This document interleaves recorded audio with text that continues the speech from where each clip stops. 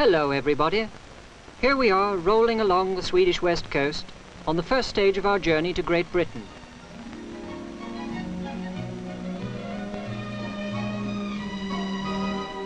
Our first goal is Oslo in Norway, where we are hoisted aboard the motor ship Blenheim, which is to take us to Newcastle.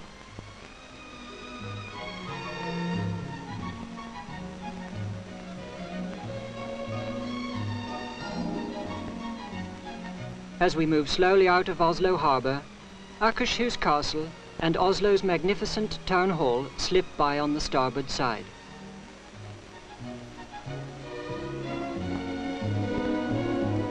Oslo Fjord is lying as flat as a millpond, and, luckily, so is the North Sea outside. In conditions like these, one really sees the North Sea at its best. On British soil at last, we swing the car's nose to the north and head for Scotland.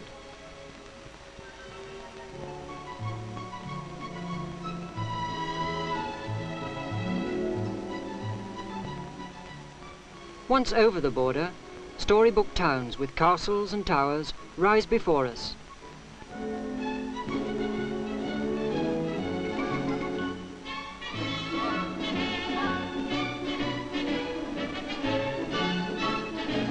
After a few hours' drive, we run into Edinburgh, Scotland's beautiful capital, guarded by the famous Edinburgh Castle.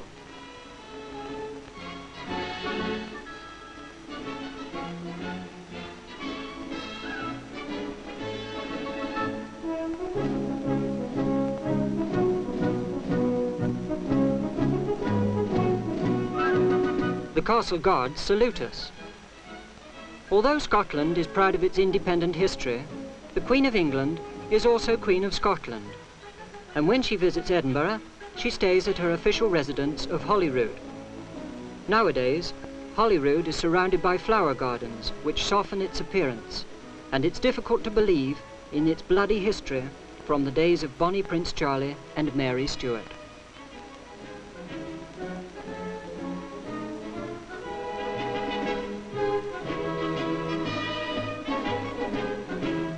Continuing northwards, our car winds through the highlands, where the rounded hills are pink with heather.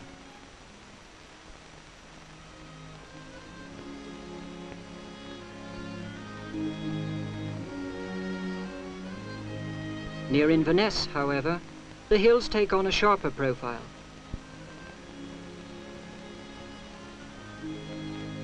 And Inverness Castle reminds us of Shakespeare's King Macbeth and his terrible murders.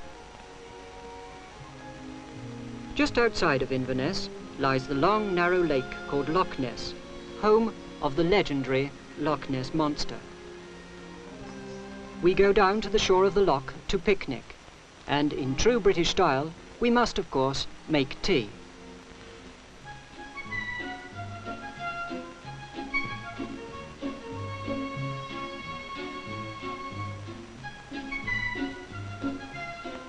Our cooker is a real Scottish one, and needs nothing more than a couple of old newspapers to boil the water.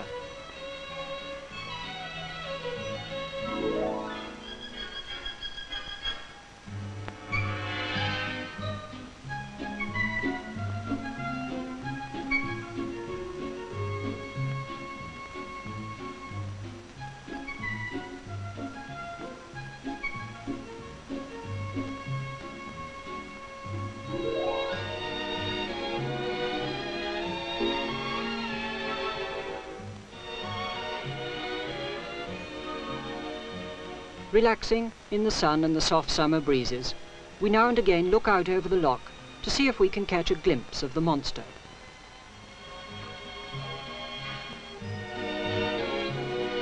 The British bulldog is a more common sort of monster that you can meet in any street. The main industry in the Highlands is sheep rearing, and we follow a couple of sheep owners up into the hills to look at their flocks.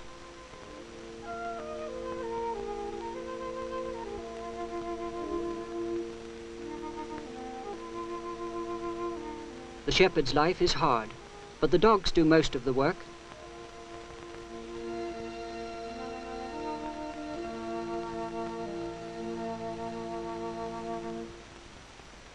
Who wouldn't be a shepherd when one can look out over magnificent views like this one towards Ben Nevis, the highest mountain in the British Isles?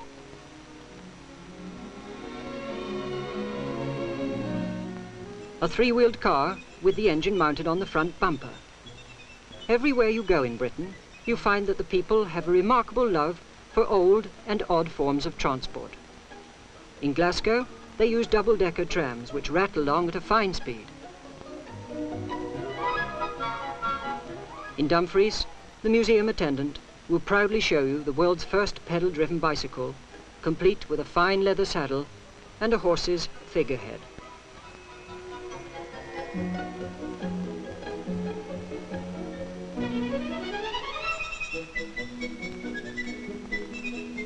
Railway crossings are rare in the British Isles, and they usually have gates instead of booms.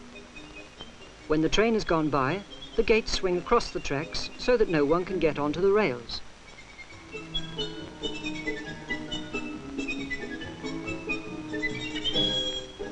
Travelling south towards England, our road takes us through the famous Scottish border village of Gretna Green. In the old days, young people in love used to run away to Gretna Green, where the local blacksmith had the right to marry them immediately without their parents' consent.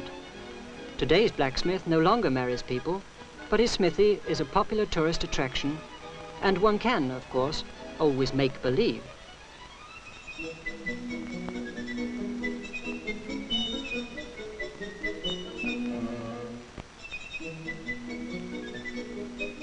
We drive through the hilly county of Cumberland, where the Roman Emperor Hadrian had a wall built so that his soldiers could defend England from the rebellious Scots.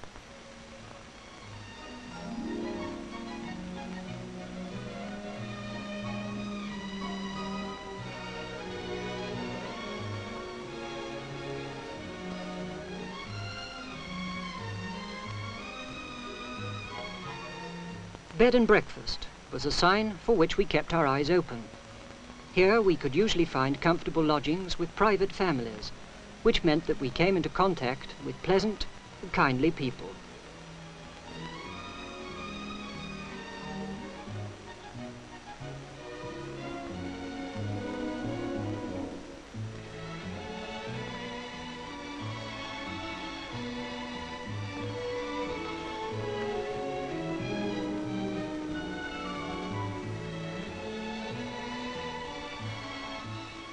Soon the mountains again begin to increase in height.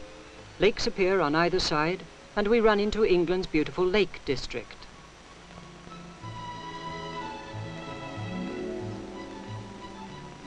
The pretty town of Keswick is in the heart of the district, and picture postcards of the surrounding countryside show us where to go for the beautiful views which are easily reached from the centre of the town.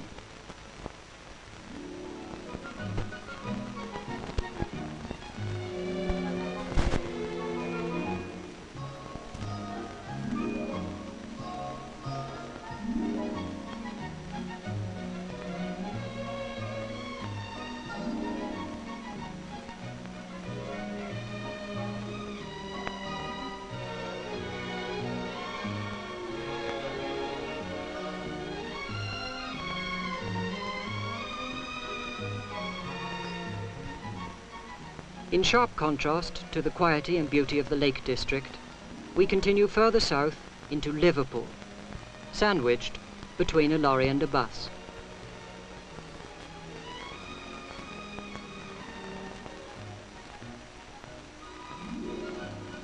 Liverpool is one of England's largest ports and industrial towns, and lying in the docks you will find ships from every corner of the globe.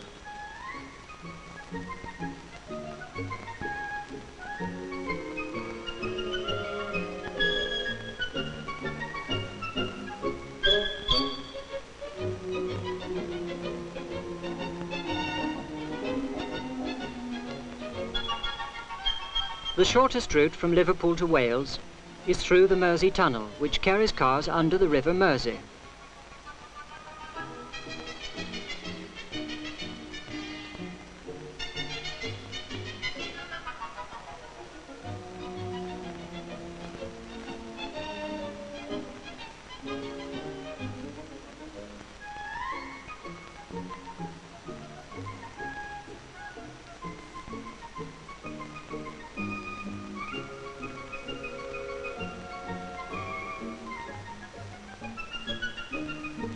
Everywhere we go in England, we meet cars towing caravans.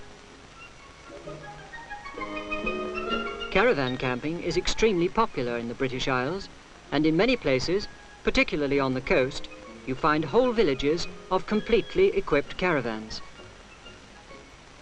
Even home conveniences are not forgotten.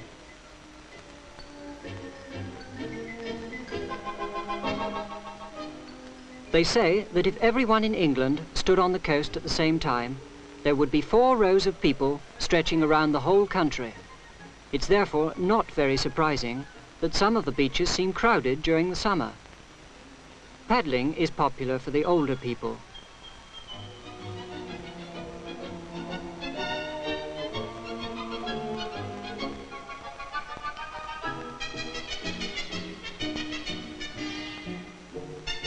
The youngsters enjoy themselves at the seaside fun fairs, where the sounds of the barrel organ mix with the crash of the waves.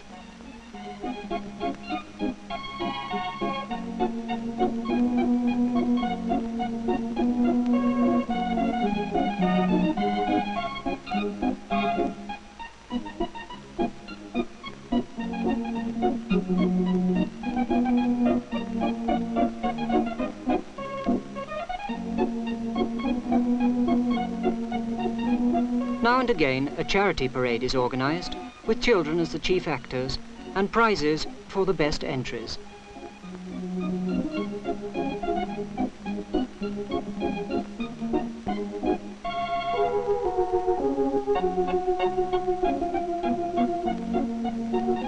South, towards Stratford-on-Avon, the town where Shakespeare was born, and scene of many Shakespearean play festivals.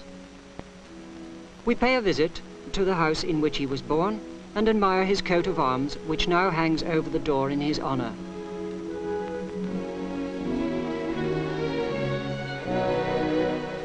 Nearing London, we enter Oxford.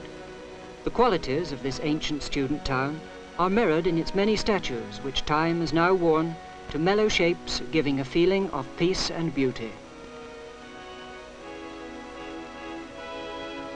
Small student rooms, old roofs, towers and battlements, all combine to give Oxford its well-known character.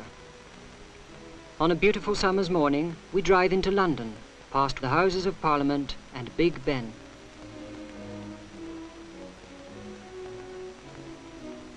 Bravely, we join the traffic whirling around Trafalgar Square.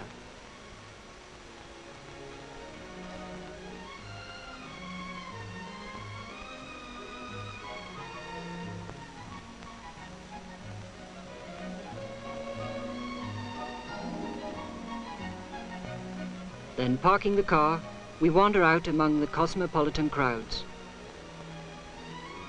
The pigeons here live off the fat of the land, fed by kind-hearted people from all over the world.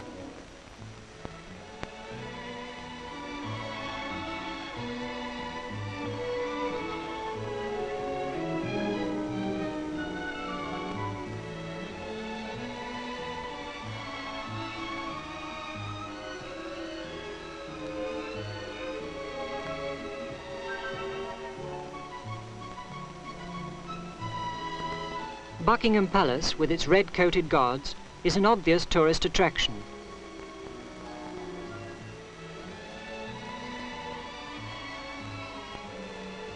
And today, we're in luck, because we have come at just the right time to see the famous ceremony called the Changing of the Guard.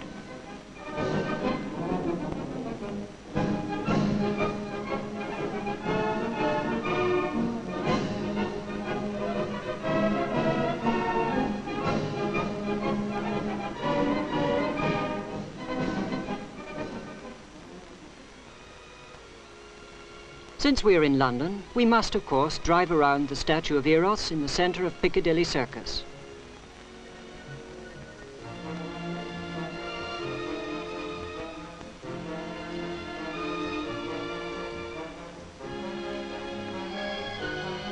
And we must also, of course, return later the same night to see the neon lighting.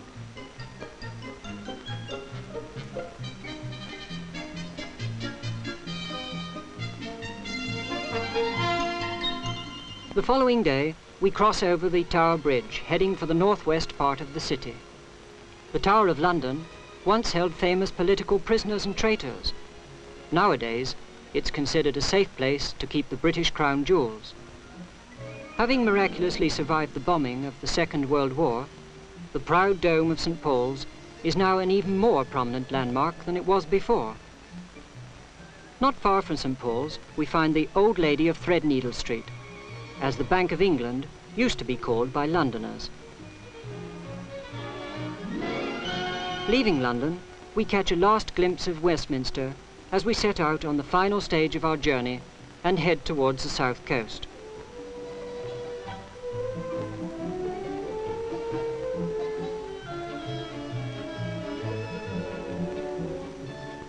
This part of the country has many large estates with beautiful parklands.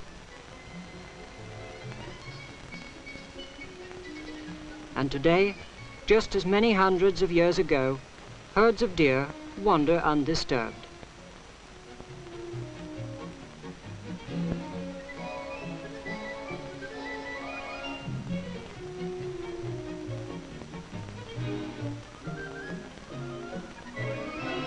And now, our car journey in Britain is nearly over. And we drive towards the Silver City cross-channel air ferry.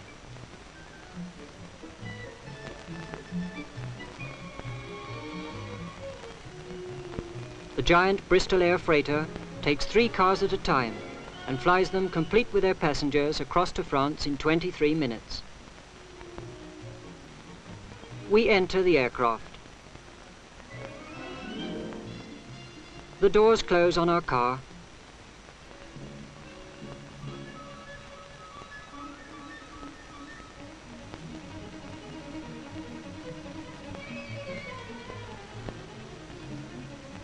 And a few minutes later, we lift up into the clear blue sky. Goodbye, England. Thank you for a wonderful holiday. We'll be coming back again soon.